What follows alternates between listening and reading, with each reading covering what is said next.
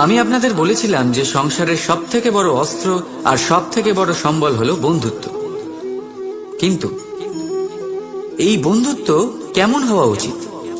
বন্ধুত্ব হওয়া উচিত দুধে মেশানো জলের মতো। কিভাবে? দুধে যখন জল মেশানো হয় তখন সেই জল নিজেই দুধে পরিণত হয়। এবার ভাবুন, দুধের সাথে বন্ধুত্ব করে জলের গুরুত্ব কেমন বেড়ে গেল। তবে এখানেই কিন্তু এই গল্পের শেষ নয়। যখন দুধকে গরম করা হয় তখন জল নিজের বন্ধুত্ব পালন করে। জল নিজে আগে সেটার তাপ নেয়, নিজের অস্তিত্বকে বাষ্পে রূপান্তরিত করে আর দুধকে বাঁচিয়ে নেয়। আর তারপর জল বাষ্প হয়ে গেলে দুধ ফুটতে থাকে, সে পাত্র থেকে বেরিয়ে উপচে পড়ে। আর শান্ত তখনই হয় যখন তাতে আবার জল মেশানো হয়। অর্থাৎ বন্ধুত্ব সেটাই যা বন্ধুর অস্তিত্বকে বিস্তার করে। বন্ধুত্ব সেটাই যা বন্ধুর জন্য নিজের অস্তিত্ব জ্বালিয়ে দেয়। বন্ধুত্ব সেটাই যাতে সুখ আর দুঃখ দুটোই বন্ধুত্বের সাথে যুক্ত। তাহলে এমন বন্ধুত্ব করো যার সামনে কুবেরের ধনও কম পড়ে যায়। রাধা রাধা। জীবনে আমরা কত মানুষকে চিনি। আপনিও এমন অনেক মানুষকে চেনেন যারা নিজেদের অসফল মনে করে, নিরাশ হয়ে থাকে, যারা এটাই স্বীকার করে নিয়েছে যে এই জীবনে তাদের দ্বারা কোনো কর্মই হবে না, কোনো কাজে সফল হবে না, তার কোনো কাজের যোগ্যতাই নেই তাদের। কিন্তু এমনটা একদমই নয়। এই পৃথিবীতে এমন কিছু নেই যার কোনো যোগ্যতাই নেই। এমন কোনো অক্ষর নেই যেটা কোনো মন্ত্রের অংশ নয়। এমন কোনো জড়িবুটি নেই যা ঔষধি নয়। এমন কোনো বিষ নেই যেটা সঠিক সময়ে অমৃত হয়ে যায়। আর সেই প্রকার কোনো ব্যক্তি অযোগ্য হতেই পারে। তাকে অযোগ্য করে তোলে তার চিন্তাধারা। এই জন্য আত্মবিশ্লেষণ করুন।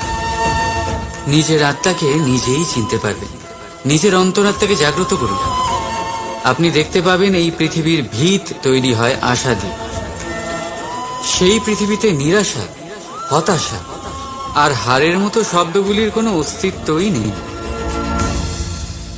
রাধা রাধা। মানুষ অন্য কোনো বস্তু বা ভাবের সাথে পরিচিত হোক না হোক, ভয় আর ভবিষ্যৎ, এই দুই মানুষের মনে সর্বদা থাকে।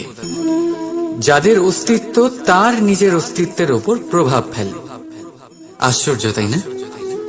ভয় সেটা যা আপনি জানেন, যা অজানা। আর সেই কারণে আপনার ভয় হয় যে কে জানে কি হবে। ভবিষ্যৎ তাই যা এখনো ঘটেই। তাহলে যা ঘটেনি সেটা নিয়ে চিন্তা কেন? আপনার হাতে আছে বর্তমান। বর্তমানের কর্ম সত্য মন নিয়ে করুন। আর ভাবুন যে নিজের কর্ম আরো ভালোভাবে কি করে করা যেতে পারে। আর নিজের উপরে ভরসা রাখুন। যদি বর্তমানের কর্ম আপনি মন থেকে করেন তাহলে ভয় নিজেই দূর হয়ে যাবে। আর ভবিষ্যতের ফল অবশ্যই মিষ্টি হবে। তাই ভয় আর ভবিষ্যৎকে নিয়ে চিন্তিত হবেন না।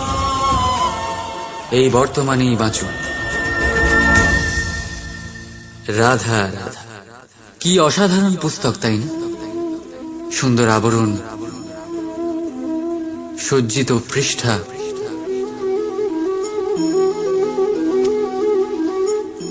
কিন্তু একে কি সত্যিই অসাধারণ পুস্তক বলে গণ্য করা যায়?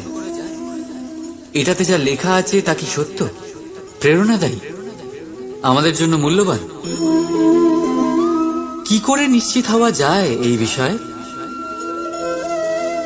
এবার আপনারা বলবেন, এ তো সহজ ব্যাপার। আবরণ দেখে পুস্তকের গুণ বিচার করা যায় না। তার জন্য আপনাকে সেটা পড়তে হবে, সেটা বুঝতে হবে, সময় দিতে হবে,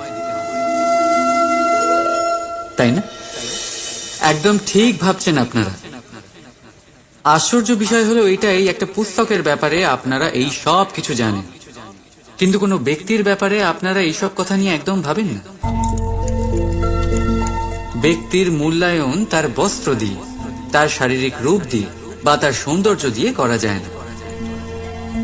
তার জন্য আপনাকে সেই ব্যক্তির মন পড়তে হবে, বুঝতে হবে, তাকে সময় দিতে হবে। কিন্তু আমরা কি করি?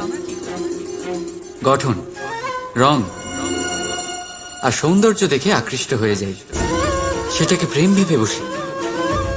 আর প্রত্যেক দিন কাউকে না কাউকে এটা বলতে শোনা যায় যে তার প্রেম কাহিনী সফল হল, সে প্রতারিত হয়েছে। কিন্তু এতে দোষ আর কারণ নয়, স্বয়ং আপনার। আপনি সেই ব্যক্তিকে সময় দেন, আপনি সেই ব্যক্তির বিচারধারা পরখ করেন। প্রেম কিছু মুহূর্তে তৈরি হওয়া রন্ধন নয়, এর স্বাদ আস্বাদন করার জন্য আপনাকে জীবনভর সময় দিতে হবে। তাহলে সময় দিন, একে অপরের রূপকে নয়, আত্মাকে চিনুন। আর অতি অবশ্যই মন প্রসন্ন হয়ে বলে উঠবে, রাধা রাধা।